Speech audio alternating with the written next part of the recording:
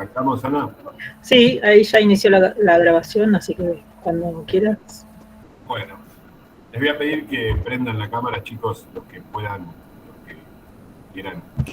Si veo más caras y menos fotitos, puede ser. Gracias. Bueno, buen día a todos. Espero que vayan más o menos. Yo estuve curioseando en la plataforma y viendo que la mayoría está, o muchos de ustedes están participando y leyendo y consultando los materiales y viendo los videos. Le vamos a dedicar una primera parte de la clase a dudas, consultas, preguntas que vamos a contestar con la profe respecto a lo que quieran, a contenidos, a prácticos, a todo, para ponernos al día, ya que nos vemos de manera sincrónica una vez al mes. Y después vamos a dar algunos contenidos relacionados con ir avanzando con la línea de tiempo que planteamos en el Meet anterior. Escucho, ¿alguien tiene alguna duda, alguna pregunta? ¿Alguien quiere preguntar sobre algún tema? ¿Alguien leyó algo que no entendió? O, bueno, estamos subiendo todo el tiempo, ¿no? Hoy subimos material para la clase de hoy. La semana que viene vamos a subir otra cosa. Estábamos hablando con la profe Ana antes que entren. Creo que les comenté la clase pasada que vamos a subir un video de una clase del año pasado que salió bastante bien, que es una especie de resumen que por supuesto no es obligatoria, pues es una clase con otro grupo, pero que les puede servir porque la estuve viendo y escuchando y hay algunas cosas que salieron bastante bien. La clase del 12 de mayo del año pasado, que la van a encontrar la semana que viene, seguramente la subamos en la plataforma, y pueden curiosearla y van a encontrar algunos de los temas que hablamos en la clase pasada, muchos de los temas que están en los textos y en la línea de tiempo, y algunos de los temas que vamos a tratar hoy por ahí de manera más profunda, inclusive de lo que la vamos a tratar. La idea de hoy es hacer una clase de 1 hora y media aproximadamente, que eventualmente se puede extender por alguna duda, pregunta o opiniones de ustedes, que eso va a estar abierto siempre, pero es relativamente corta, digamos. Espero que les guste y les sirva. Abro el juego por chat o abren el micrófono y preguntan. ¿Alguien quiere comentar algo, preguntar algo sobre alguna película que vieron, sobre algún visionado, sobre algún texto? Sí, Mauro. Abra el micrófono y háblenme. Buenos días. Yo me vi con el tiempo que tenía, me pude ver todas las películas, el visionado obligatorio 2. Y tenía más que todo dudas sobre qué tenemos que sacar de las películas argentinas y las películas internacionales. O sea, qué tenemos que ver o qué tenemos que preponderar. Así yo más o menos me doy una idea, porque las vi más o menos bien pausadas y como debe de ser, y quería más que todo darme una idea yo, que era si tenía que observar otras partes, otras cosas, o qué era lo importante de cada visionado. Bien. ¿Querés contestar vos, Ana, o contesto yo? Estoy armando, a ver, en el transcurso del día voy a subir el trabajo práctico, pero en relación a las películas, que es tu pregunta, es más o menos como en el TP1, o sea, alguna cuestión, algún hecho puntual que esté relacionado con la teoría, ¿no? Por ejemplo, no sé, como vemos en qué parte de la diligencia se marca bien la figura del héroe, ¿no? ¿Recuerdan esa pregunta? Entonces, si vos habías visto la película, claramente sabías que no tenía nada que ver con un enfrentamiento cuerpo a cuerpo con los aborígenes, o sea, o sea, de ese estilo van a ser las preguntas, que están relacionadas con el tema también, algunas de ellas, así que bueno, si vos viste las películas a conciencia, pausadamente, no es algo que yo te voy a decir, bueno, en el minuto 51, ¿quién entra por la puerta derecha? O sea, esas cosas no, pero son cuestiones que vas a tener, claramente lo vas a ver cuando te aparezcan las opciones. En términos, perdóname Camilo, ahora te doy la palabra. En términos generales, esto lo planteamos en nuestro primer encuentro sincrónico. Lo que les pedimos es que vean películas porque la historia del cine se aprende viendo películas, y eso por un lado, y por otro lado verlas con cierto compromiso por encima de la media del entretenimiento, digamos. Con eso es suficiente, es decir, comprometerse con la película. Aunque no les guste, o aunque algunas les parezcan mejor que otras, que es absolutamente lógico y razonable, aunque algunas les parezcan demasiado largas o demasiado cortas, o no estén acostumbrados a ver determinadas películas, qué sé yo, por ejemplo, mudas o blanco y negro, o viejas, o con actores que no conocen, o lo que fuera. Pero lo que pedimos es un poco lo que dice Ana, aplicar la teoría simplemente, porque tampoco son preguntas imposibles, las de los trabajos, en donde demuestran haberla visto y donde demuestran cierto compromiso con esa visión. ¿Sí? No sé si te contestamos, Mauro. Bien. Sí, perfecto. Bárbaro. Camilo, te escucho. Sí, lo mío no era casi tan duda, sino que dije que yo también anduve bastante ocupado con otras materias y llegué hasta que eran los films obligatorios, que eran los más importantes hasta ahora. Entonces, bueno, por ejemplo, Vértigo me la había visto y me había acordado un poco sobre que plantea, viste, ese plano tan conocido que hizo Hitchcock, el de cuando él mira hacia abajo, fíjate, cuando él siempre da vértigo. Sí. El Zoom y el Travel. El Zoom y el Travel. También justo, bueno, vimos esta peli Laura, que es una joya del cine neo-noir y que fue considerada así cultural, histórica y sensiblemente, estéticamente significativa, y es de un director llamado, ya me olvidé cuál era el apellido, que ese director fue el que, sí, ese estuvo a cargo de sacar una película de Dalton Trumbo, que fue un perseguido de época del macartismo. Y La Soga también vi, que es como que es la típica película que nos sitúa en un solo lugar con un misterio y todo. O sea, solamente quería decir eso, o sea, que tomé un poco de apunte de lo que serían los films obligatorios, nada más. No, está bien. Los films obligatorios son los únicos obligatorios, como la palabra lo dice. Lo demás es para aquellos porque siempre hay una tendencia en grupos grandes, 20, 30, 40, 50 personas, siempre hay gente que le interesa más una época, o le interesa más ver películas, o le interesa más el cine clásico, le interesa más. Entonces, por eso les damos la posibilidad de expandir esa cantidad de films que son obligatorios para la materia, para rendir la materia, para cursar la materia, para que vean algo más. Pero no es que vamos a evaluar nada puntual acerca de los que no son obligatorios. Y si el tiempo lo corre, prioricen los obligatorios. Los otros son para ver un poco más de algunos de los mismos directores, un poco más de las mismas épocas, un poco más de las mismas etapas de la línea de tiempo, pero no con ver bien comprometidamente, a conciencia, los obligatorios, les va a alcanzar largamente para hacerlos prácticos y demás. Quédate tranquilo en ese sentido, Camilo, me parece muy bien. Agostina. Hola, profe. Perdón que están mis hijos atrás haciendo ruido. Yo tenía una duda sobre el texto que hablaba un poco de la historia, donde hablaba de los grandes estudios y de cómo se pasó, digamos, desde la época dorada al caimiento del cine y todo eso. Y tenía una duda muy, muy puntual cuando dice que, digamos, que cuando están creciendo estos estudios, habla de un elemento astrohúngaro, que dice como mentalidad para la tarea de hacer del cine.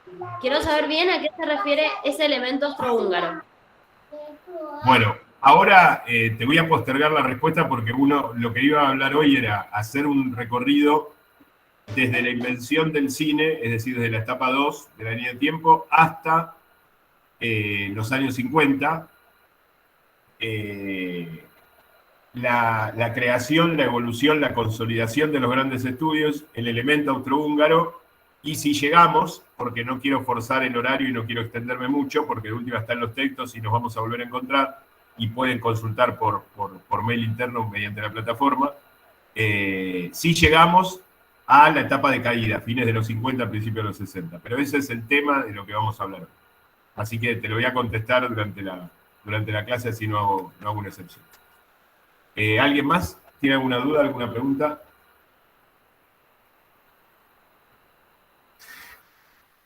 Bien.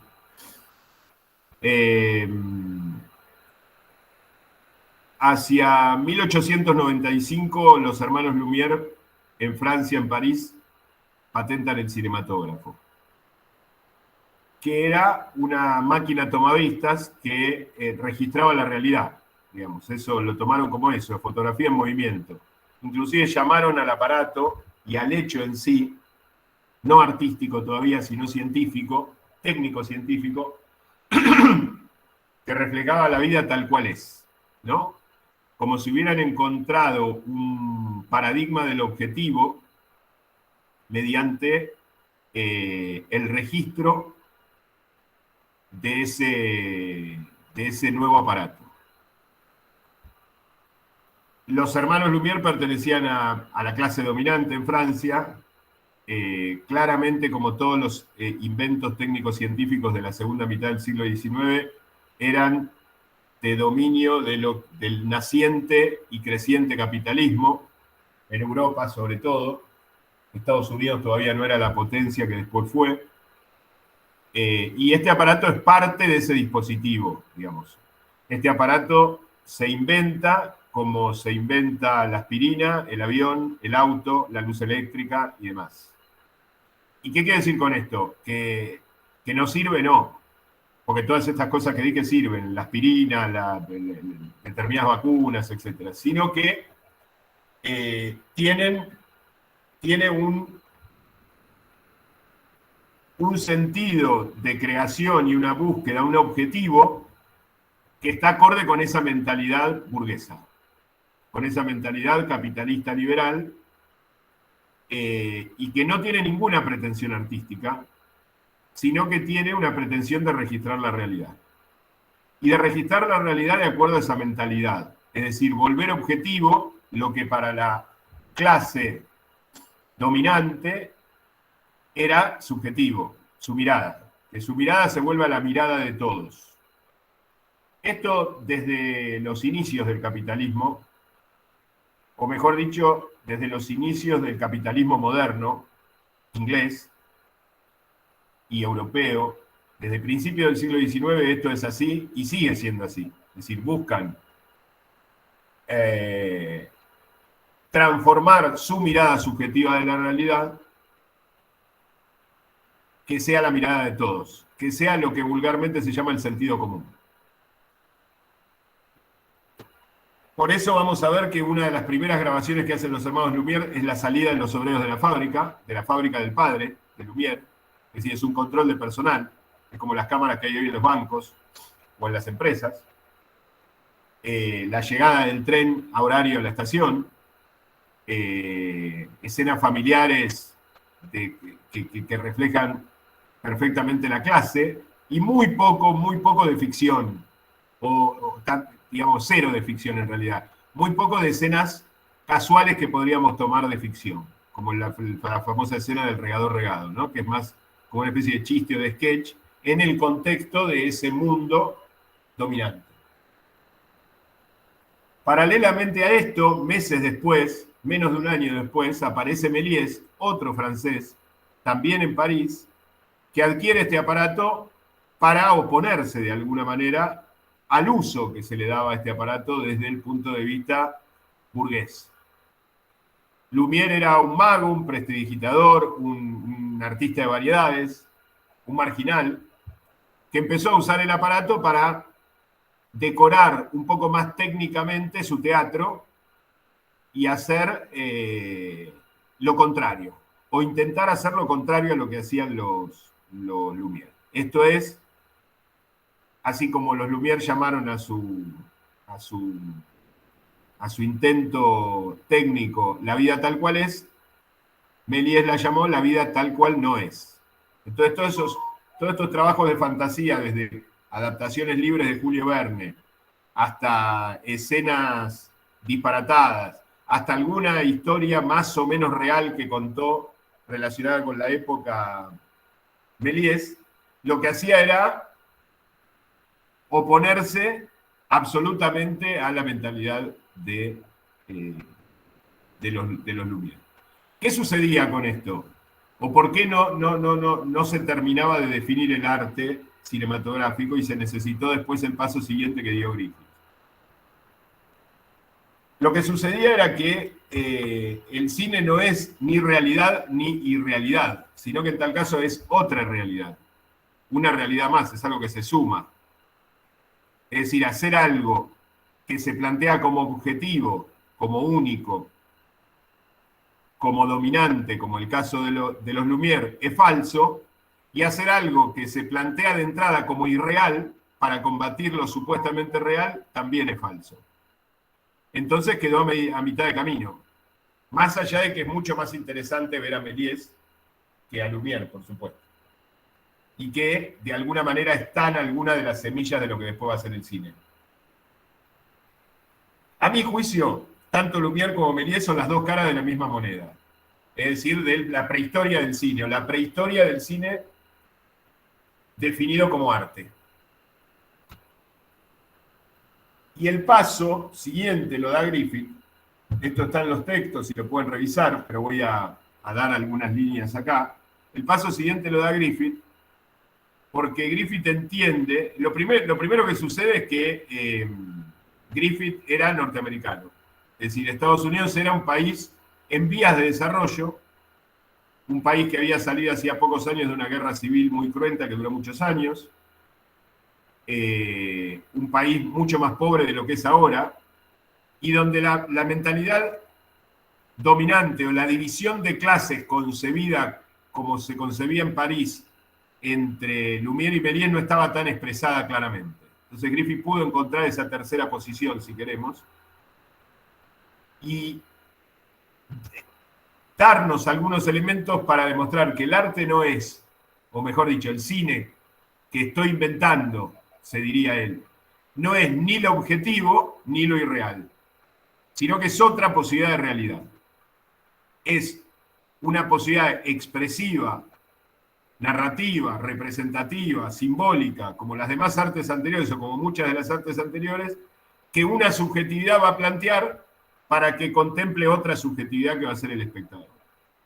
Pero que como va a ser masivo, porque no es lo mismo que un libro que por ahí lo leen 10, 15 o 1000 personas, sino que ya de entrada el cine se vio como con un futuro de masividad, tiene que tener determinados elementos objetivos en cuanto a los recursos para que sea reconocible. Es decir, cualquiera que ve una película entiende que este personaje, no hace falta que se lo digan a cada rato, es el tío del otro, que vive en tal ciudad, que pretende tal cosa, que tiene tal objetivo, que lo cumple o no, que siente tal cosa o tal otra. Este dispositivo para poder llegar a miles, cientos de miles, luego millones de personas, es lo que inventa Griffith.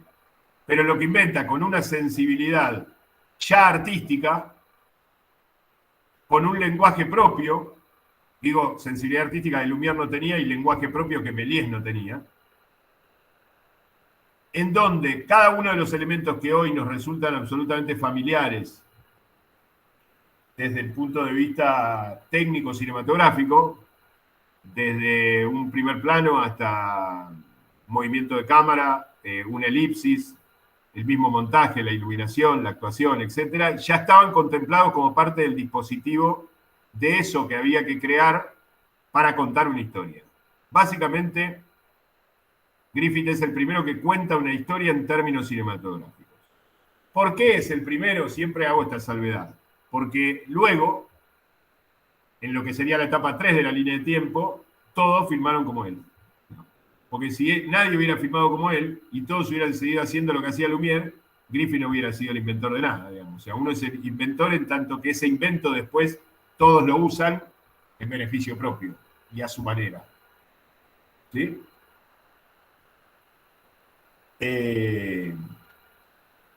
Hay una cuestión muy... Bueno, hay varias cuestiones, pero hay una que yo destaco siempre con respecto a la actitud de Griffith, que Griffith se hace cargo de algo que no solamente el cine, el incipiente cine o la prehistoria del cine no tenía en cuenta, sino que el arte hacía mucho tiempo, sobre todo desde principios del capitalismo duro, había abandonado, que era la relación con la comunidad. Es decir, Griffith filma desde sus primeros cortometrajes en 1908-1909 hasta sus grandes largometrajes. Griffith empieza en 1908 y hasta 1913 hace más de 400 largometrajes. Y después empieza a filmar mediometrajes y largos hasta 1931-32, que se retira de la actividad, cuando ya el juguete lo dejó funcionando y cuando ya hay otros que en un punto lo superaron y él se siente superado, pero como que ya no tiene más que hacer. Que es la cuestión, por un lado, territorial y por otro lado, comunitaria. ¿Qué quiere decir esto?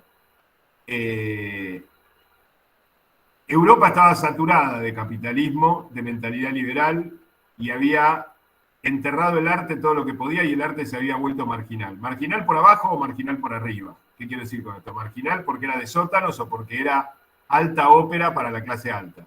Pero no circulaba de una manera, digamos, el sistema lo tenía recortado para que no circule de una manera general para todos. Esto primero. En Estados Unidos Griffith lo hizo, y el cine después lo hizo. Y el cine fue para todos.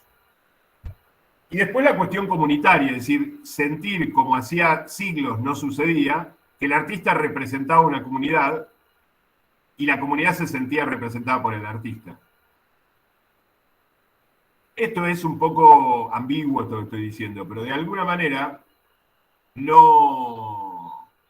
nadie que haga arte tiene que sentir ni vergüenza ni culpa, sino todo lo contrario, de que está en un lugar determinado, en un tiempo determinado, que es hijo de su época, y que tiene que representar, plantear, discutir, interpelar valores o sentidos de la época en la que vive y del lugar en el que vive. Esto hace Griffith, cosa que no se les había ocurrido a los anteriores. Pero por otro lado, esa comunidad tiene que responder, porque si no responde uno está pataleando en el vacío. Y rápidamente, gracias a Griffith, empezó la actividad del cine a moverse a pasos agigantados. Primero en Estados Unidos, luego con autores que empezaron a llegar a Estados Unidos durante fines de los 10, principios de los 20, luego con el armado de los grandes estudios de Hollywood en el oeste norteamericano, y luego empezó a filmarse regularmente en Alemania, en Inglaterra, en Italia, en Japón, y también en Argentina, en México y en algunos lugares hispanoamericanos.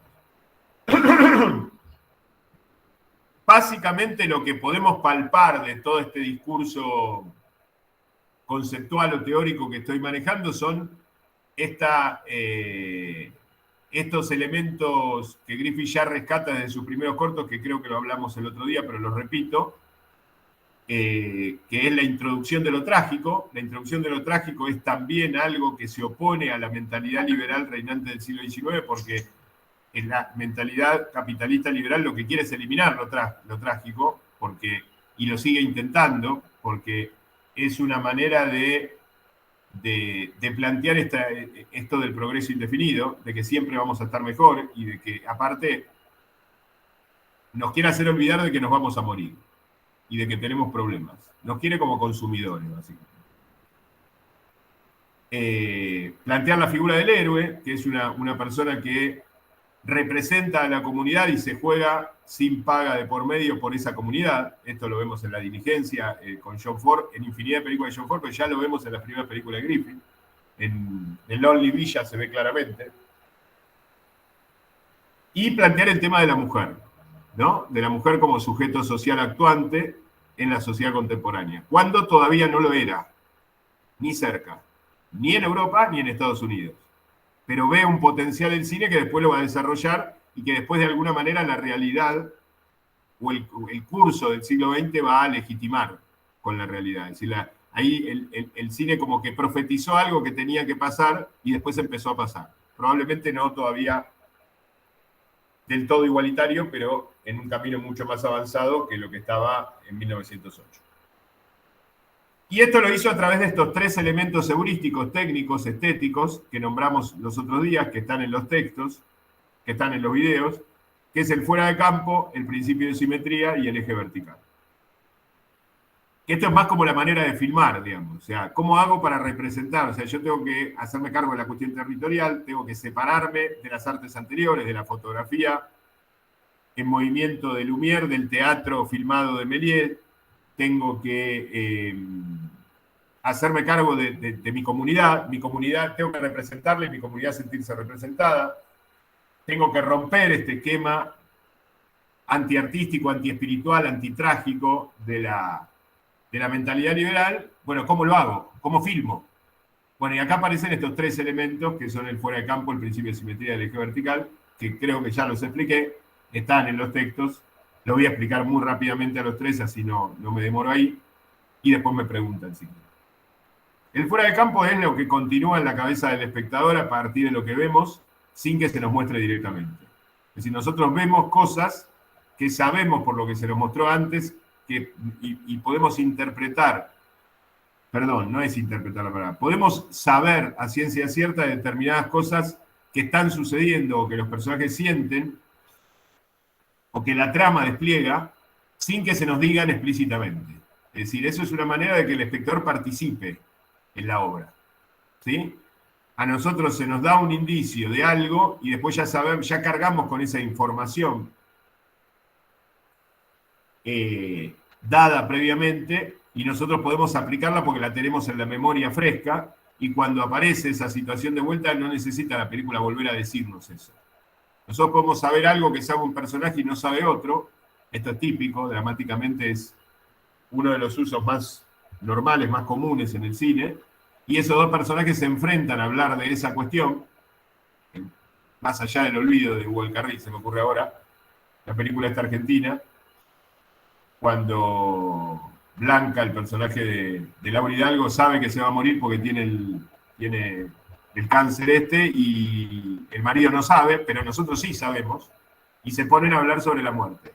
Entonces toda la especulación de lo que surge de esa conversación para nosotros es mucho más rica y nosotros participamos más y nos comprometemos más con esa escena porque actúa el fuera de campo, porque se nos dio un dato antes que está puesto en juego después y que nosotros tenemos que recordar. No hace falta que vuelva a aparecer una escena, que haya un flashback, entonces ya sabemos. Si miramos concentradamente la película, ya sabemos. El principio de simetría es la repetición intencionada de algún elemento de la puesta en escena, que tiene como sentido, tiene como objetivo 2 cosas. Primero, ordenar, darle ritmo a la ficción y darle una razón de ser que lo aleje de lo azaroso, ¿no? El arte es el azar controlado, decía Hitchcock.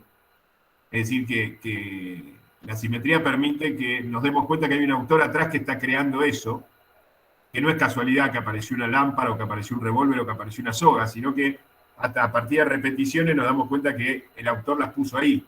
Entonces cada elemento, cuando vemos una gran película, nos damos cuenta que cada elemento está en su lugar porque, y que no hay nada azaroso porque hay cosas que se repiten, planos, diálogos, situaciones, objetos y demás. Y por otro lado, la simetría es lo que nos permite pensar simbólicamente, es decir, nos permite construir a nosotros, mediante el fuera de campo, y acá se unen las 2, qué es lo que el director nos quiere decir con eso que nos está diciendo. El cine no tiene que enunciar alegóricamente y explícitamente su sentido, porque eso es una bajada de línea declamatoria militante. El cine tiene que sugerir, susurrar a partir de simetría para que nosotros construyamos el sentido. Por 2 motivos. Primero, porque el arte funciona así desde el principio de los tiempos. Y por otro lado, para que nosotros participemos, porque el sentido de una película, como de cualquier obra de arte, tiene que ser abierto. Por más que yo interprete, y a veces taxativamente o contundentemente, una escena, estoy haciendo mi interpretación de algo que está abierto y que otro puede interpretar algo parecido. No lo contrario, probablemente, pero no exactamente lo mismo. Y esto es por la construcción simbólica. La construcción simbólica apela a la libertad del espectador. La construcción alegórica apela a lo dictatorial, a lo obligatorio. Todos tenemos que entender esto.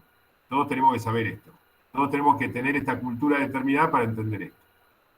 Entonces, si nosotros construimos sentido a partir de los elementos de la puesta en escena de una película, con los elementos de esa película, nosotros no necesitamos ninguna cultura anterior, y esto Griffith lo concibió porque sabía que hacía cine para analfabetos, ¿no? El 70% de sus espectadores eran analfabetos, no incultos, sino analfabetos, literalmente, que no hace falta tener una cultura anterior. Si uno la tiene, mejor, porque de hecho Griffith mismo apela simbólicamente en capas superiores a cuestiones culturales anteriores, pero no es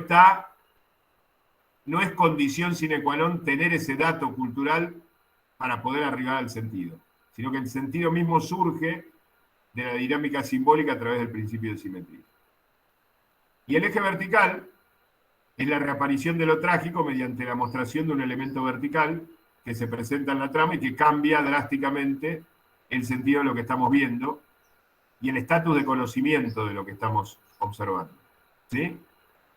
Es decir, aparece algo que rompe verticalmente la linealidad del tiempo y que nos recuerda, entre otras cosas, el carácter trágico de la vida. Cuando nosotros vemos una película y decimos, uy, ¿por qué le pasó esto a este personaje que era tan bueno? Bueno, en realidad estamos contradiciendo los principios esenciales del cine. En el cine tienen que pasar cosas extraordinarias. Es decir, le tiene que pasar, digamos, si ir a ver una película es lo mismo que yo me pare a mirar en la ventana y vea al vecino y no pase nada más que el vecino sale, riega, tiende la ropa, la saca, no se tropieza, no le pasa nada, no lo visita nadie. Eso no es el cine. El cine es que al vecino le caiga un rayo o le entren ladrones justo cuando yo estoy mirando. ¿Sí? O saque un arma y me dispare. Eso es el cine. ¿Sí? Entonces, esta cuestión extraordinaria que está asociado con lo trágico, que está asociado con lo inesperado, que está asociado con lo excesivo, con lo desbordante, con lo magnífico, se expresa muchas veces mediante el eje vertical. Es decir, mediante un elemento vertical, un puente, una escalera, un ascensor, un avión, una caída. Vértigo, por ejemplo, que la nombraron por ahí, empieza con un eje vertical y después tiene varios más, hasta la última escena. Bien. ¿Están claros estos tres elementos? ¿Sí? Cualquier cosa después pregunto. La tercera etapa de la línea de tiempo, que es el periodo mudo, que va desde la invención de Griffith, digamos, de mediados de los 10 hasta la aparición del sonoro a finales de los 20. Durante esos 10 años lo que sucede básicamente es que el mundo empieza a filmar cine. Que el mundo encuentra un modelo de producción de filmar cine, que se crean los grandes estudios de Hollywood, que son el modelo para imitar, para corregir o para criticar en el mundo. Es decir, el cine de Hollywood fue y es el paradigma, nos guste o no, digamos, para oponernos, para criticarlo, para halagarlo o para tomar algunas cosas favorables y otras en contra, es desde el año 21, 22, 23 es el modelo. Pero fundamentalmente y en términos artísticos, antes de entrar en cuestiones de producción, el cine durante los años 20 lo que hace es legitimar la invención de Griffith. Los directores norteamericanos, Kim Vidor, Raoul Walsh, el principiante John Ford y sobre todo Buster Keaton, junto con otros europeos que empezaron a filmar en Hollywood, como Michael Curtis, von Stroheim, von Stenberg y otros, lo que hacen es filmar mediante el método Griffith, desplegando todas las potencialidades de género que Griffith había inventado. Si Griffith inventa todos los géneros, a lo largo de los 400 y pico de cortos vamos a ver comedias, melodramas, películas fantásticas, policiales, pero todo de una manera tímida, digamos, porque estaba inventando el lenguaje, estaba inventando el juego y las reglas del juego, con lo cual claramente vamos a ver muchas películas que han superado a las películas de Griffith en términos artísticos, pero que por supuesto, entre otras cosas, es por más allá del talento de los artistas, porque estaban subidos a los hombros de Griffith. Es decir, porque Griffith les dio el juguete y les enseñó cómo jugar. Entonces, todo ese periodo es un periodo en donde, tanto en Estados Unidos primero, como después, sobre todo en la Alemania del expresionismo, emblemáticamente con Fritz Lang y Murnau, y después en algunos otros países también, México y la Argentina destacablemente, que fueron las dos industrias hispanoamericanas más productivas de la primera mitad del siglo XX, empieza a filmarse como Griffith. Entonces ahí, ante la legitimación, podemos volver una etapa atrás y decir, sí, eso fue la invención. ¿Por qué fue la invención? Porque lo que inventó es lo que se está usando. Y hoy se filma como Griffith. Si hoy agarramos una película contemporánea con cierto valor estético, nos vamos a encontrar con muchos de los elementos que estaban en los primeros cortos de Griffith. Con otra evolución, con otro tipo de personaje, con otro tipo de psicología, con otra tecnología, con otros elementos técnicos, con otros efectos especiales, pero esencialmente todo el cine estaba en los primeros cortos de Griffith. Sobre todo en Cornering Wet y en Lonely Villa, estos dos cortos de 1909 que están ahí para... ¿Por qué? Rápidamente, esto porque era algo que lo tenía pensado y se me pasó. ¿Por qué sucede esto en Estados Unidos?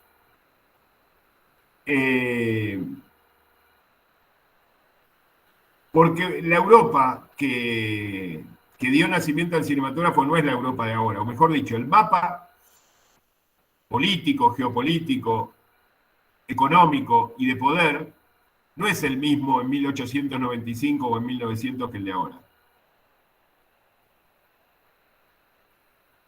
Y era lógico que de alguna manera ese invento, si quedaba en Europa y si no salía de ahí, no se iba a inventar el cine tal cual lo conocemos, sino que se iba a perfeccionar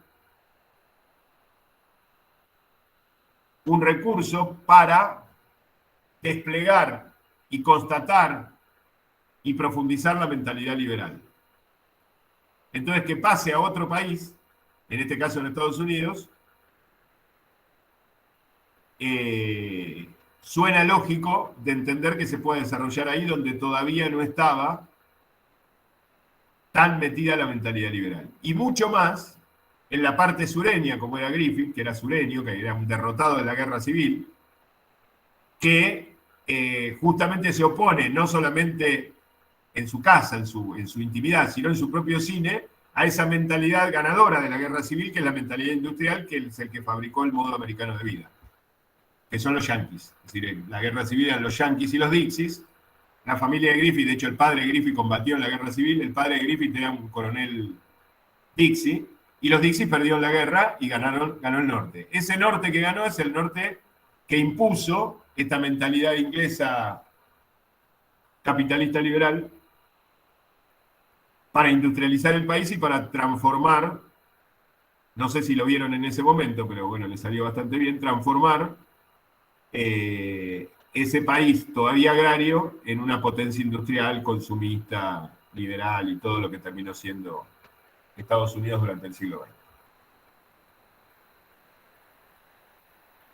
Y además hay otra cosa que tiene que ver con esta cuestión relacionada con por qué en Estados Unidos, ¿no? Y no por qué en otro lugar. Estados Unidos tiene a lo largo del siglo XIX un arte literario a partir de Edgar Allan Poe, Melville, Whitman, Thoreau y algunos autores más que ahora se me escapan, los tendría que haber anotado, pero son unos 10 o 12, que se plantearon desde 1830 hasta Griffith, algunos de ellos, como proponiendo que América no sea Europa, entendiendo que Europa iba camino a ese desarrollo capitalista, burgués, liberal, etcétera, etcétera. Es decir, ya había una historia cultural que era absorbida por muchos norteamericanos, no todos claramente, sino Estados Unidos no había terminado siendo lo que es, pero que después se continuó. Hay toda una contracultura literaria en Estados Unidos. Yo soy un lector desaforado, leo mucha literatura. Y gran parte de la literatura que leo, me daba cuenta el otro día, es norteamericana. Y gran parte de los escritores norteamericanos, no solo del siglo XIX, sino también del XX y aún algunos actuales, son muy contraculturales, son muy críticos del sistema en el que viven, por diferentes motivos. Otros no, claramente, pero digo, hay mucha crítica en el siglo XIX a lo que se venía, que era esta mentalidad europea burguesa, y en el siglo XX a lo que se vino, y en el siglo XXI a lo que ya desgraciadamente se es y ya casi no pueden salir, ¿no? A esta idea de vivir para construir un modelo de familia productora y consumidora que tiene los roles fijos y que uno tiene que vivir de acuerdo a determinadas cosas y que se supone que eso es sinónimo de la felicidad. Y la literatura del siglo XIX es muy descarnada con eso, sin que, esto es lo más interesante, sin que eso todavía se haya expresado en su propio territorio. Entonces esto le sirve a Griffith, como muchas otras experiencias artísticas anteriores, pero esa la tenía ahí, los había leído, como muchas experiencias artísticas anteriores, esta definición. ¿Vieron que los norteamericanos se autollaman americanos? Esto es muy común. Esto viene del siglo XIX, y viene de Poe, y viene de Whitman, y viene de estos autores que era una manera de llamar, de llamarse americanos para, si bien eran hijos de europeos o nietos de europeos, muchos, era para diferenciarse de esa mentalidad que estaba reinando y ganando terreno en Europa en ese momento. De ahí surge el término americano. De ahí surge el hecho de que ellos se sigan llamando americanos. Ellos se llaman americanos. Inclusive en Europa y en otros lugares, cuando hablan del americano, hablan del norteamericano. ¿Sí? Por supuesto que es injusto, sobre todo para los demás americanos, como nosotros, pero tiene una razón de ser, digamos, y tiene esa razón de ser. Poe, la literatura de Poe es rupturista, es como celebrar ser americano porque Europa nos plantea otra cosa, que se viene, que todavía no lo vemos, pero que está ahí, y que nos va a hacer pelota. Bueno, esas profecías de Poe se cumplieron una a una. ¿Sí? Recomiendo leer a Poe, aquellos que no lo hayan hecho, o releerlo a aquellos que lo leyeron. Bien, dicho esto, a partir de, y hablando de la parte artística y de los autores y de la dinámica del cine a lo largo del siglo XX, en el siglo XX sucede, en la década del 20 sucede algo que es un hecho fundamental, que lo van a ver en los videos y que lo van a ver en los textos, que es la creación de los grandes estudios. Y acá voy a abrochar, por lo menos una pastillita, después lo retomo, esta cuestión austrohúngara que planteaba Agostina, porque los grandes estudios fueron, digamos, el cine fue corrido del este al oeste en Nueva York, así como habían tenido durante el siglo XIX una guerra norte-sur. A principios del siglo XX, en pleno desarrollo de la obra de Griffith, se crea esta disyuntiva en donde el cine no podía hacer eso que se quería hacer, sino que tenía que estar más dominado desde el punto de vista comercial, por una mentalidad ya bastante europeizada,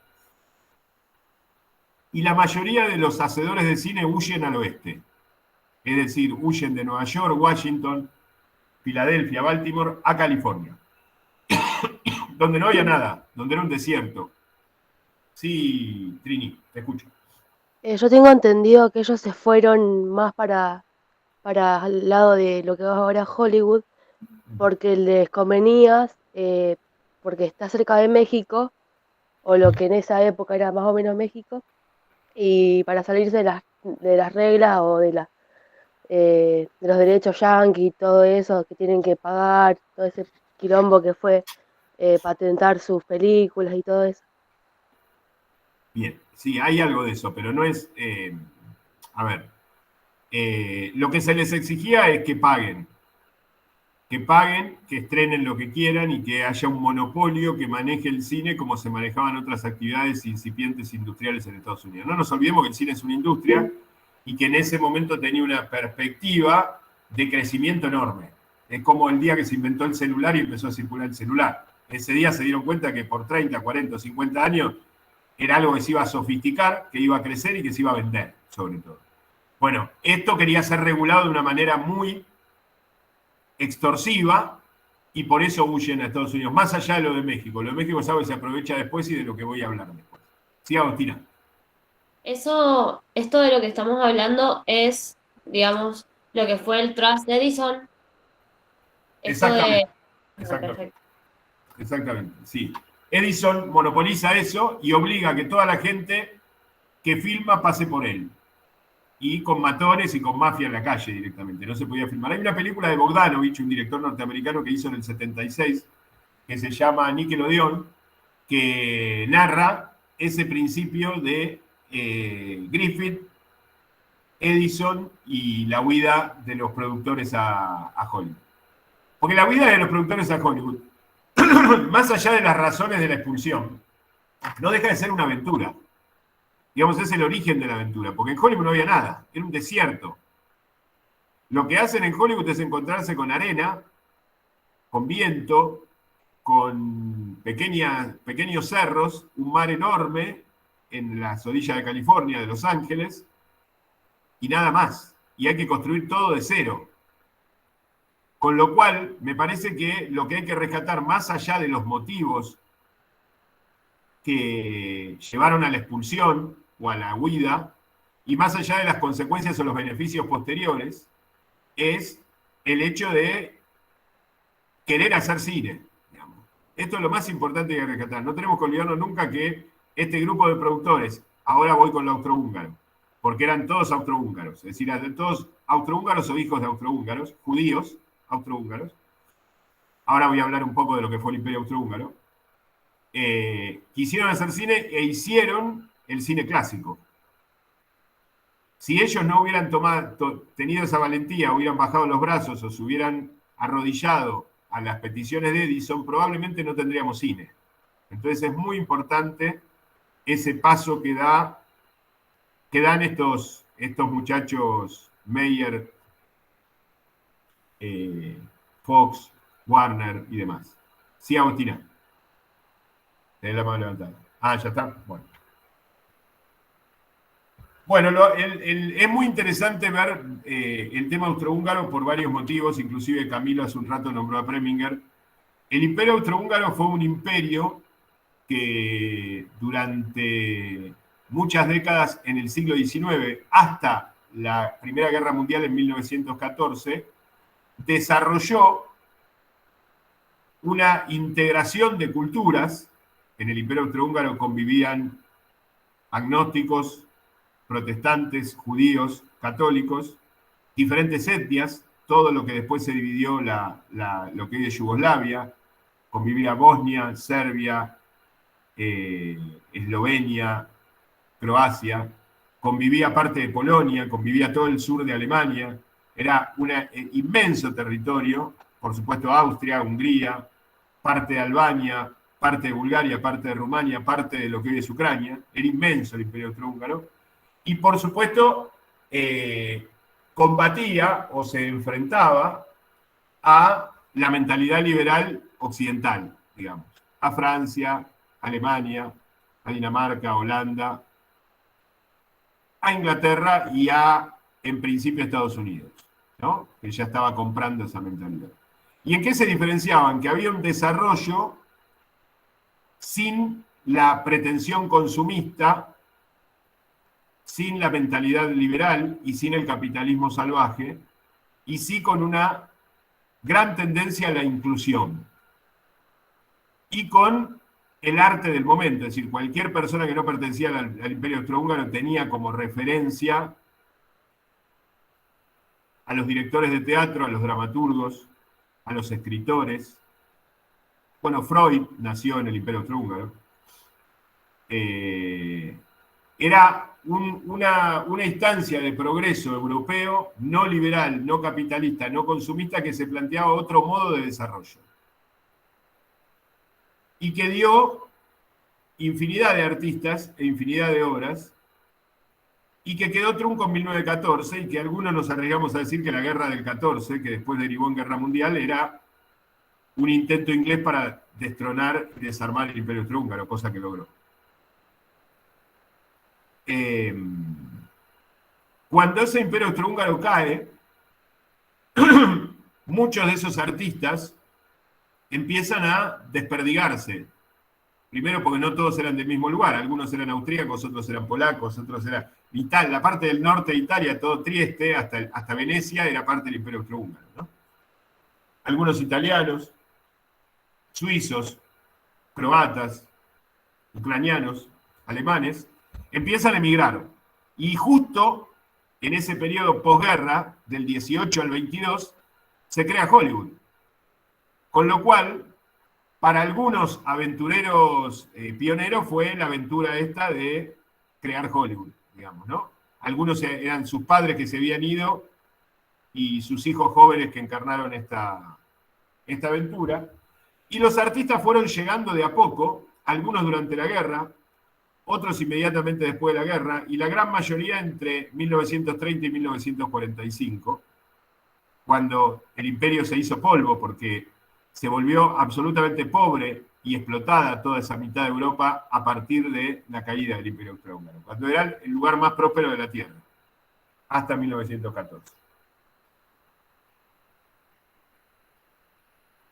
Esos artistas empezaron a llegar a Hollywood, primero los productores, algunos, insisto, algunos católicos, otros judíos, otros agnósticos, y empezaron a formar parte y a alimentar esto que Fareta llama la construcción orgánica. ¿Qué es una construcción orgánica? Es un sistema de producción, en este caso artístico, que tiene un sentido o que tiene un canon y que trata de manejarse de acuerdo a cierta coherencia a lo largo del tiempo para poder crecer artísticamente.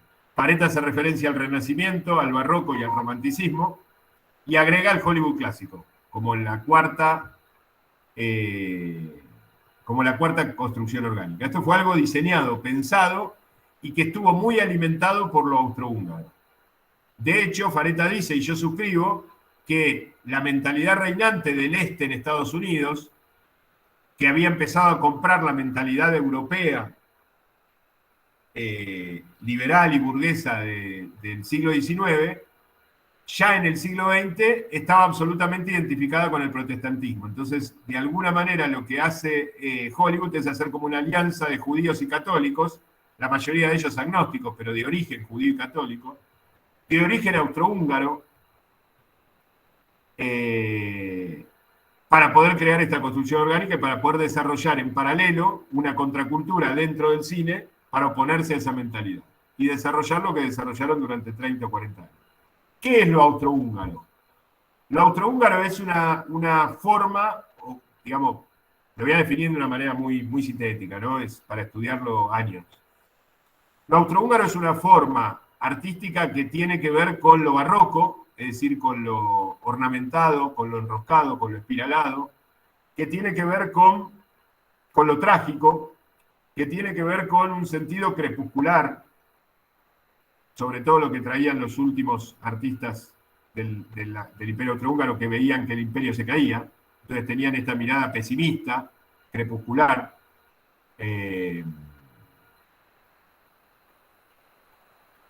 escéptica, irónica. Es un arte o es una mentalidad que cree más en la forma que en el sentido, que cree más en la posibilidad de hacer arte que en la posibilidad de cuánto el arte puede cambiar de la realidad. Y esto, si bien no todos los directores del cine clásico norteamericano fueron austrohúngaros, solamente un grupo de ellos, pero también vinieron guionistas, actores, escenógrafos, vestuaristas y demás, colaboraron o completaron el invento de Griffith. Porque en definitiva los productores lo que fueron fue organizar la posibilidad de hacer cine, hicieron cine, empezaron a hacer cada vez más cine, construyeron los galpones, compraron los equipos, contrataron gente, armaron salas, todos los grandes estudios de Hollywood, la Paramount, la Warner Brothers, la Metro Goldwyn Mayer, la RKO, tenían sus propias salas dentro y fuera de Estados Unidos, como para estrenar sus películas de manera segura. Empezaron a construir ese imperio artístico, si queremos, esta construcción orgánica, y empezaron a incorporar no solo austrohúngaros, pero muchos austrohúngaros, por eso esa beta que tiene el Hollywood clásico, empezaron a incorporar artistas de todo el mundo. Darrast, un director argentino que fue en los 30 para allá, mexicanos, Hitchcock, inglés, Jack Turner, el director de Cat People, francés, y su padre, Maurice Turner, también francés. Bueno, ingleses, rusos, alemanes, bueno, Lubitsch, Michael Curtis, Billy Wilder, Edgar Ulmer, Otto Preminger, Max Ophuls, etcétera, etcétera, etcétera. Es decir, si nosotros revisamos en la época fuerte, digamos, este es el inicio de los 20, ¿no? Después se consolida con un código de producción, con una estabilidad en cuanto a la forma de cómo van a ser las películas, en cuanto a la troquelación de géneros en los 30. Si nosotros tomamos como referencia fines de los 30, principios de los 40, cuando Hollywood estaba absolutamente constituido y fuerte, sin enemigos culturales, es decir, sin competencia cultural, nos vamos a dar cuenta que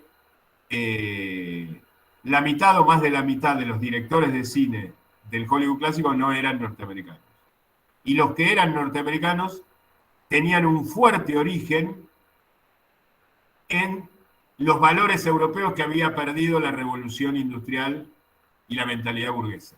Por ejemplo, John Ford era más irlandés que norteamericano, pero de la Irlanda idílica de sus películas, y no de la Irlanda que se estaba desarrollando capitalistamente en ese momento.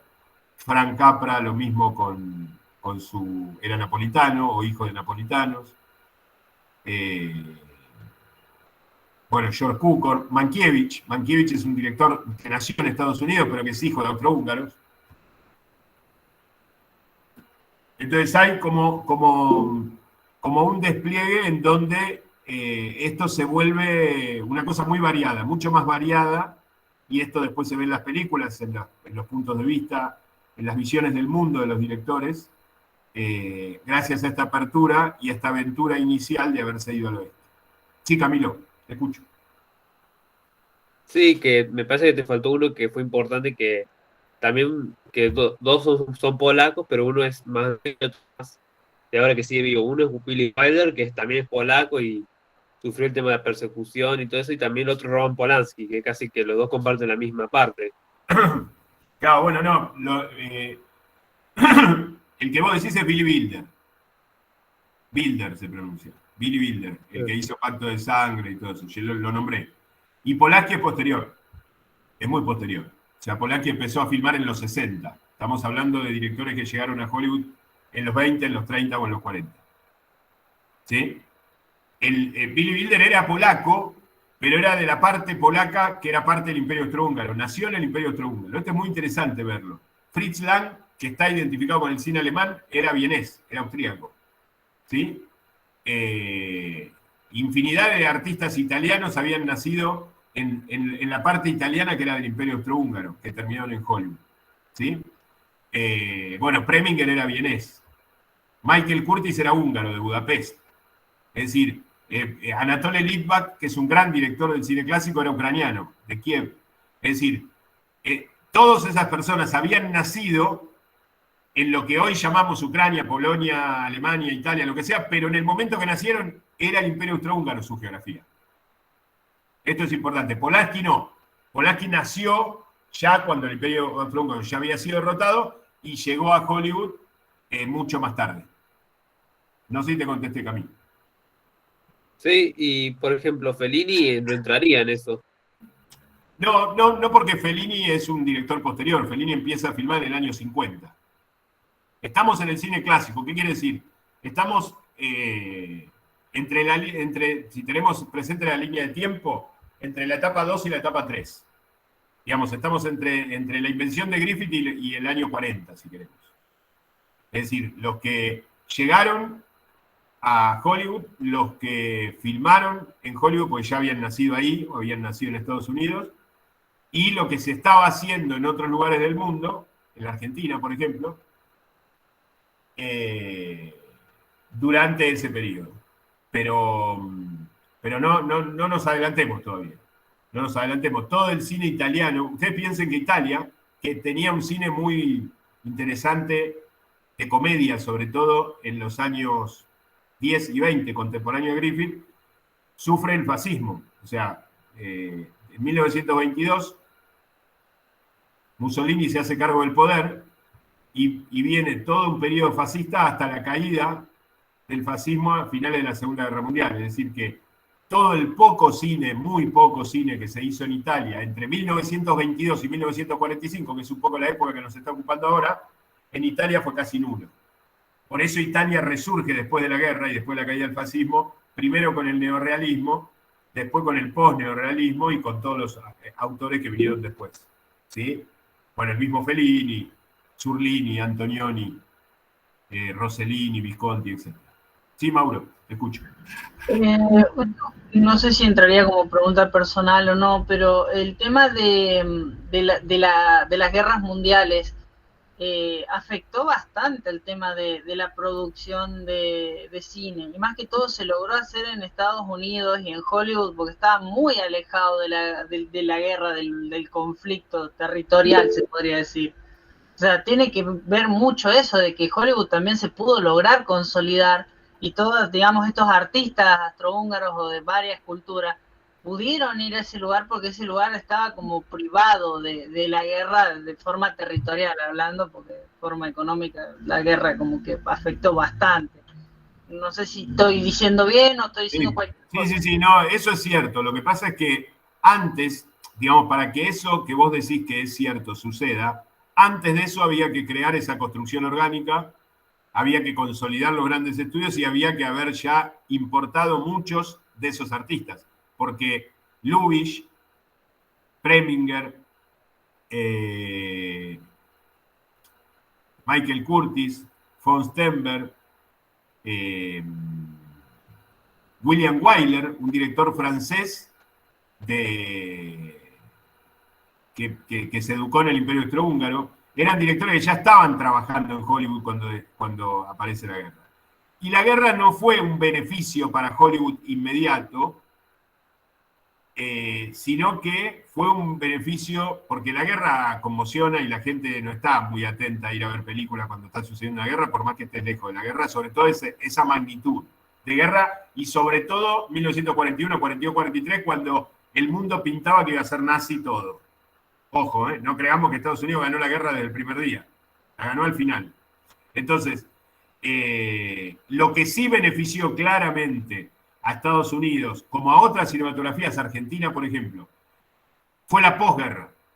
Porque en la posguerra, 45, 46, 47, 48, 49, ahí sí todos los que quedaban en las ruinas se iban de esos lugares y venían casi gratis a filmar a Hollywood o a otros países. Vino un director francés a la Argentina, Pierre Chenard, escapándose de Francia por la guerra y filmó toda una obra acá.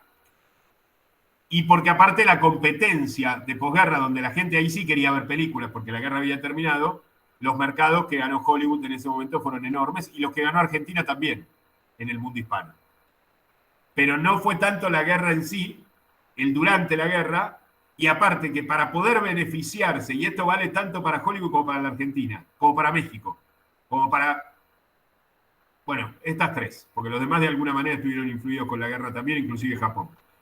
Pero tanto para Argentina, para México, como para Estados Unidos, la guerra les sirvió y la posguerra les sirvió más en tanto que se habían preparado antes, en tanto que habían fundado la industria antes y que ya tenían un dinamismo, que ya tenían un mercado, que ya tenían un sistema de producción y que ya tenían artistas que conocían el lenguaje y que filmaban muy bien. Porque si no pasaba todo eso, la guerra no te va a dar milagrosamente un Coppola o un Hitchcock, porque hay guerra. O sea, porque no estamos hablando de venta de entradas. Está bien, si hablamos de venta de entradas, lógico que Estados Unidos vendió más entradas en el año 46 que Italia, que estaba destruida. Pero no es solamente eso. Es que en Estados Unidos hacía varios años que filmaba Hitchcock, muchos más años que filmaba Preminger, más años que filmaba Lubitsch y más años que filmaba John Ford. Entonces, ya estaba eso instalado. Y eso fue organizado de una manera sin saber que iba a haber guerra. Es decir, cuando se crean los grandes estudios en el año 22, 23, 24, no estaba prevista la guerra del 39. Se hizo porque era parte de un desarrollo industrial en paralelo al desarrollo industrial de la mentalidad liberal del Este, planteándose como contracultura dentro de Estados Unidos, como una interna diferencial, que era un poco la idea de Griffith y que se le dio forma, industria, contenido y artistas a partir de la creación de Hollywood. Por supuesto que hasta que se levantó Europa, fines de los 50, económica, política, socialmente, culturalmente, Estados Unidos tuvo prácticamente el monopolio mundial de venta de sus películas. Pero para que esto valga la pena en esta clase es porque esas películas eran geniales, digamos. O porque muchas de esas películas eran geniales. Pero no está mal lo que vos decís. Está bien la ubicación geográfica y la idea de que la lejanía te permite menos riesgo y más desarrollo. Pero también piensen que en Estados Unidos la preocupación era fabricar armas, movilizar soldados y ganar esa guerra y frenar a los nazis, no tanto a ver cuántas películas se hacían. De hecho, la producción en Hollywood del 41, desde que Hollywood entra en la guerra hasta que cae Hitler, fue muy menor a todos los demás años del cine clásico. No fue altísima. Hubo muchos directores que dejaron de filmar en ese periodo, o que se dedicaron a hacer documentales de guerra, o que inclusive fueron corresponsales de guerra con sus cámaras. Es decir, no fue un beneficio inmediato, sino un beneficio en la pos. Sí, Camilo. ¿Te contesté, Mauro? Perdón. Sí, perfecto. Camilo. Yo decía que como justo está tocando el mismo tema Mauro mientras lo decía, Mussolini en parte, no sé si vos sabías, pero en parte era cinéfilo, hasta tuvo un hijo que se dedicó al cine y todo, o sea, hasta él produció una película, no me olvidé cuál es el nombre, pero en plena guerra y todo. Mussolini también, en donde estuvo más prohibido el cine fue con Franco, porque hay un documental llamado Hollywood contra Franco. Y sí, justo hablando de la guerra, sí, no, perdón. Termina. También, justo estaba hablando de la guerra, una película que hubo antes en 1913, por ahí, está Corazón Potemkin, la rusa, ¿viste? La típica escena, la del bebé que cae por la escalera y toda la que han homenajeado, esa es una película así muy parecida al tema de la guerra. Y bueno, y por ejemplo, en Alemania nazi no estuvo tan prohibido el tema del cine porque estaba Joseph Goebbels, que uno de los que era siempre el que manejaba todo el tema del arte y todo eso, o sea, era el funcionario de Hitler que dejaba que todo fuera libre siempre y cuando sea el mismo color y todo, como en Bastardo sin Gloria, que se ve bien en la película, como serían las películas así, bien nazis y todo eso, así, pro-nazis. Es porque como...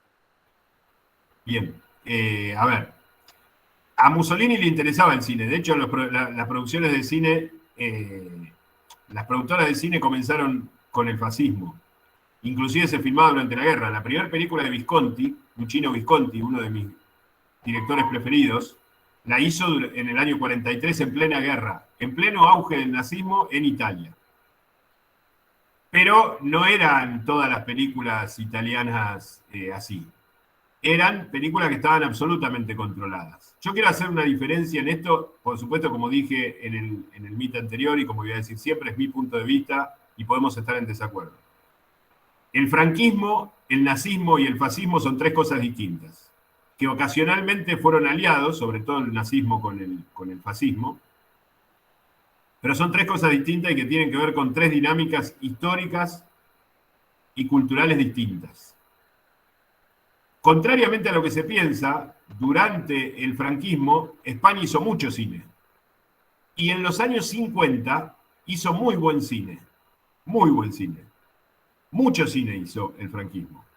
Lo que pasa es que no dejaba entrar el cine de Hollywood, no dejaba entrar el cine de otros lugares, y había censura. Pero censura hubo siempre. Hasta hace 40, 50 años hubo censura en todos lados. No era privativo de Franco la censura.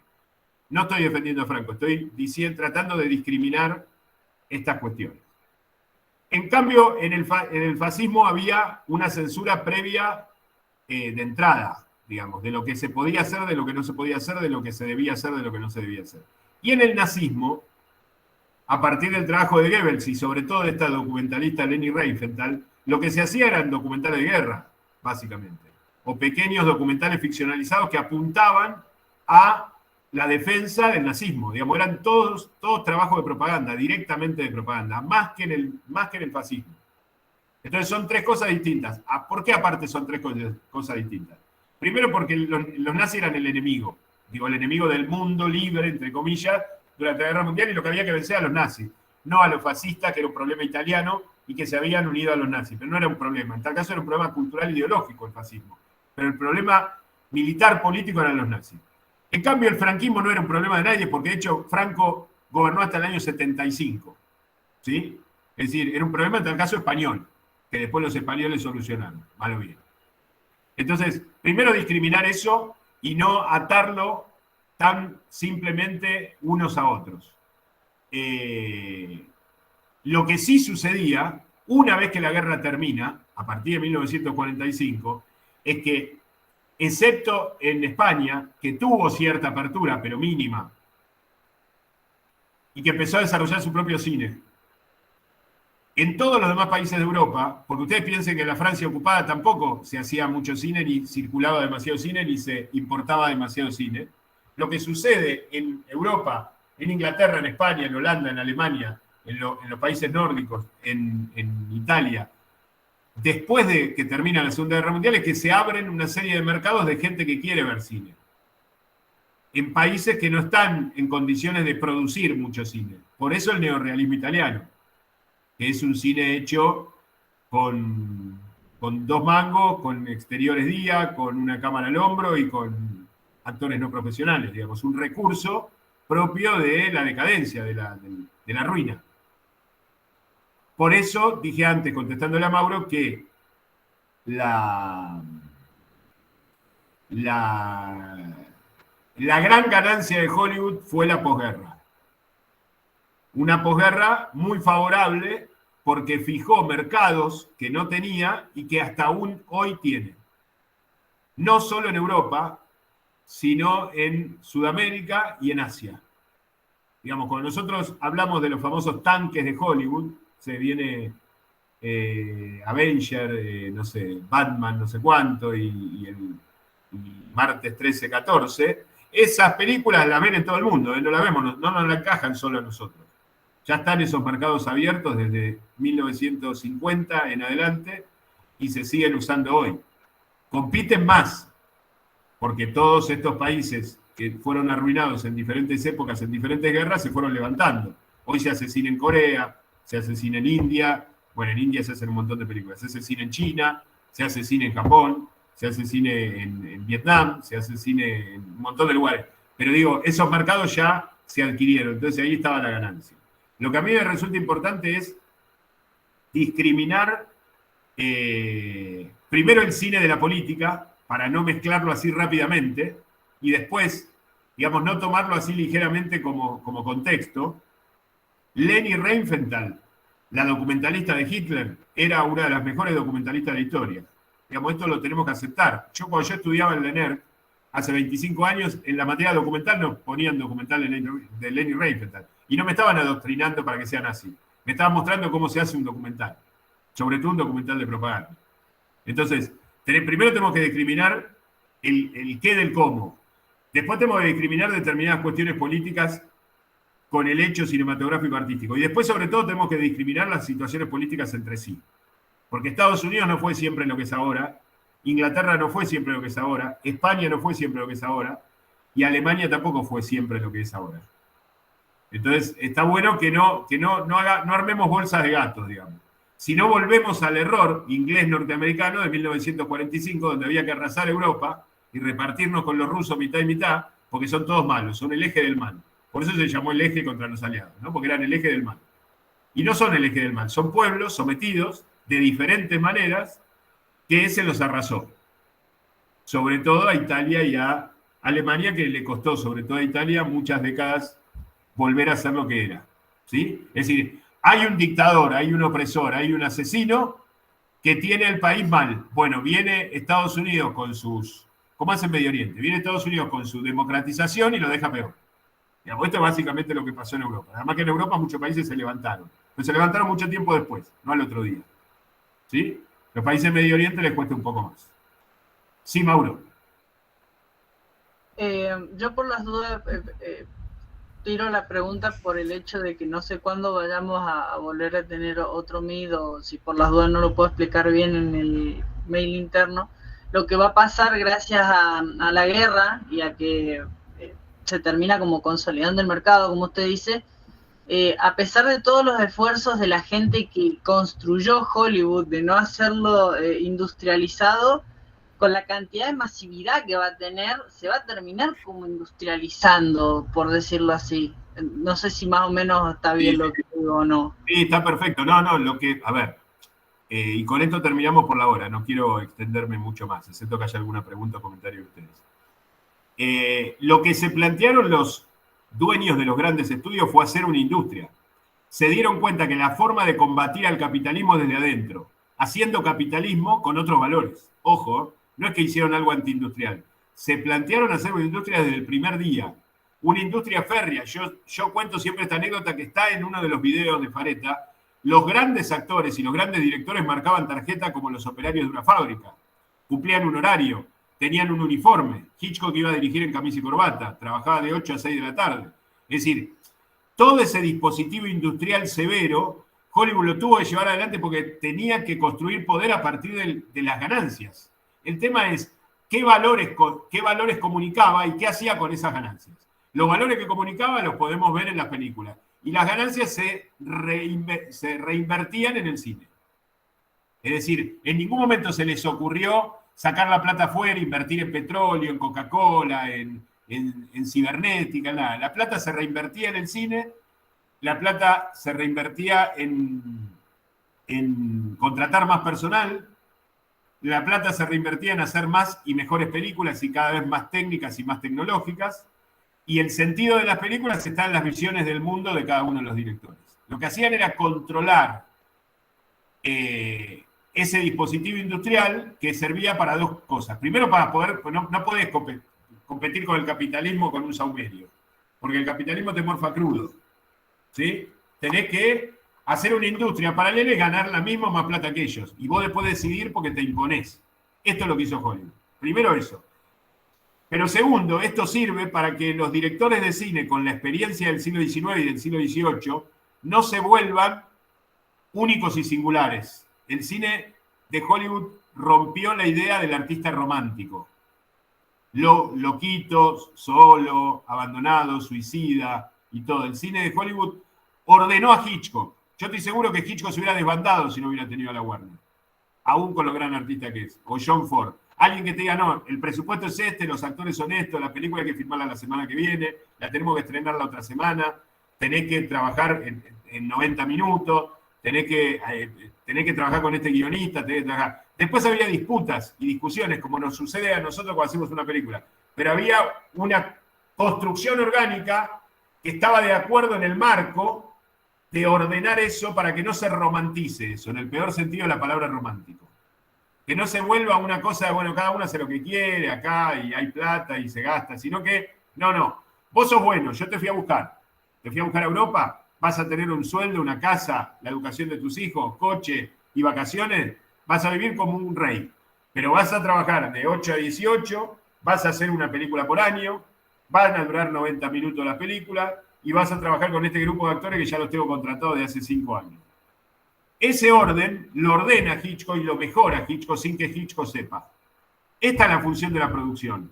No simplemente administrar un presupuesto o decirle que no al director o decirle que sí al director o vender la película o cobrar entrada. Esa es la función del productor.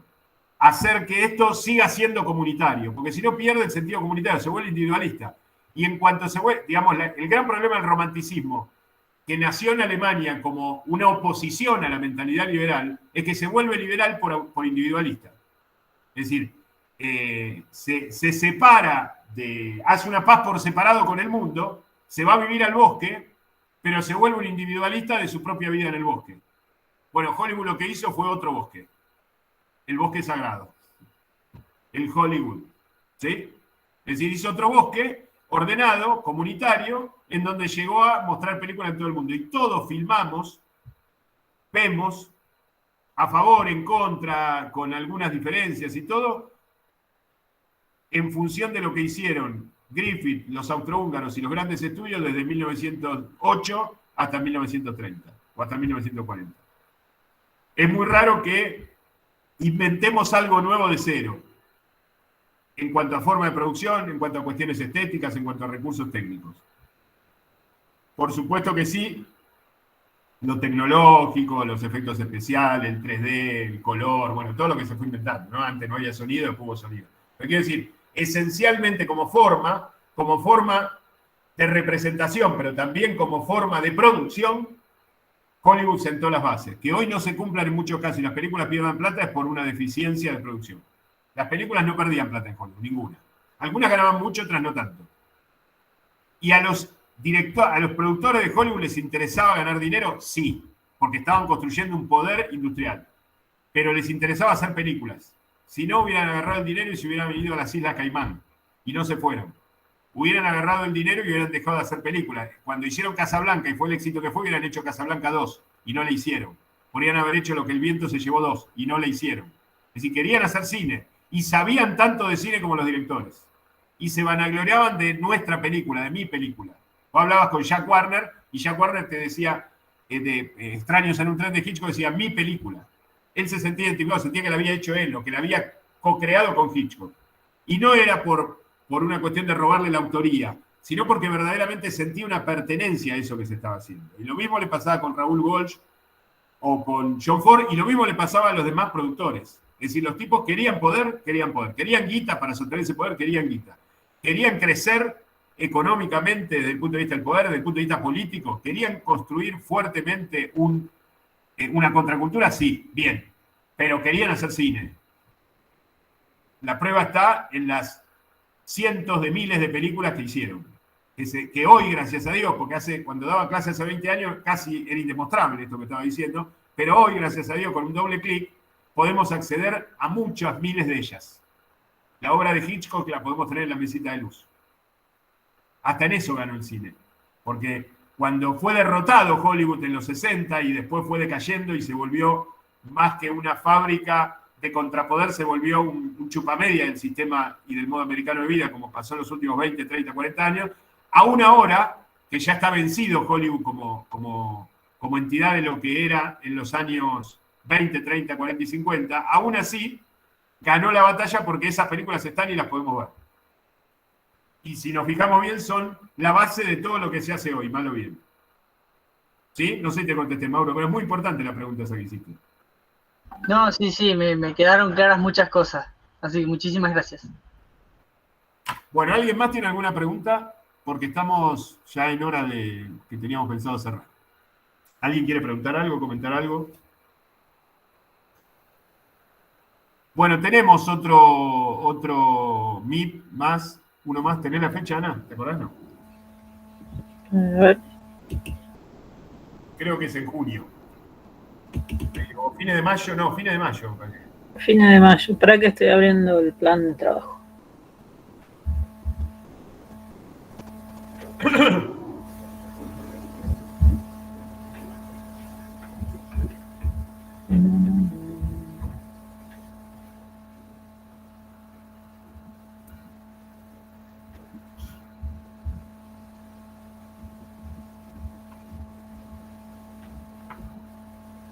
Un segundito, pero no se me abre. Acá está.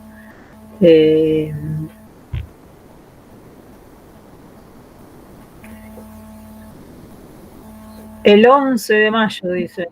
Ah, bueno. Bueno, el 11 de mayo vamos a hacer un encuentro más. Traigan preguntas de lo que leen, traigan inquietudes. Hoy estuvo muy buena y muy intervenida la clase, me gustó. Lean los materiales, vean las películas, hagan los prácticos y esto es la materia. Creo que es el último ese, vamos a hacer uno más. Por ahí hacemos uno más de consulta para el final. ¿no? Sí, más al final del... Final, Y para final. explicar el examen final también. Perfecto. Pero así de contenido queda uno, que lo vamos a hacer el 11 de mayo, y que antes de esa fecha pueden ver esta clase del año pasado que me gustaría que vean, que es parecida a la que vimos hoy, pero un poco más amplia y más profunda en algunos temas. Les puede servir a los que les interesa, no es obligatorio. Así que bueno, dejamos acá. Gracias, chicos. Sí, yo en un rato voy a subir el TP2, así que los que lean el material que subí anoche, que ya está en la clase 6, y si ya vieron las películas, lo hacen y listo, ya se sacan esa tarea de encima. Es muy simple el TP2. Sí, Trini. No, sí, el trabajo práctico 2 es igual al anterior, con la multiple choice, con la opción de Sí, multiple sí, choice. sí. Hay tres oportunidades, tienen para hacerlo, y 180 minutos para la realización, por si les quieren volver a algún texto o rever algún video del concepto del cine, así que tienen tiempo. Bueno, después otro inconveniente con la plataforma, con los archivos. Ahora, esta clase espero que Google la procese y se la subo en la clase 6. Sí, Mauro. Me olvidé de decir, yo siempre descargo todas las películas. Hay un tema con la película de Laura que pesa demasiado, hay que descargar 2 veces, pesa demasiado, y como pesa demasiado no me deja descargarla, se me interrumpe la descarga y como que me niega el acceso. O sea, solo digo eso por si hay alguien que quiera descargar las películas. Dentro de todo yo puedo descargar las películas, todo bien, excepto esa. Así que, y es muy importante descargarlas y tener el reproductor de VLC, porque hay veces que no se pueden poner los subtítulos y es como que hay un tema ahí. Solo digo ahora, eso. Sí, me hiciste acordar porque yo tengo una versión, aunque me parece que el sitio donde estaba ya era uno que se llamaba Subwoman, que ya no está activo, pero la voy a buscar porque yo me acuerdo que el año pasado les había compartido un enlace en esa página de películas. Pero bueno, la voy a buscar y entre hoy y mañana les busco otra alternativa. Muchas gracias, profe. profe. Gracias, me he olvidado de eso. Chicos, nos... Bueno, voy a dejar de grabar. Deja de grabar.